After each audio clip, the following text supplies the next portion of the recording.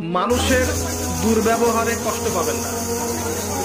যখন কাছের মানুষরা আপনাকে কষ্ট দিবে, এবং কাছের মানুষ কষ্ট আপনাকে দিবেই, কাছের মানুষরা আপনাকে বেশি কষ্ট দিবে জীবনে, তখন আপনি কষ্ট পাবেন না যদি আল্লাহর জন্য ওদেরকে ভালোবাসেন, যে আমি তো আল্লাহর জন্য এই কাজগুলো করছি, তারা শুকরিয়া আদায় করলেই বা কি আর না করলেই বা কি, তখন আপনি কষ্ট পাবেন না।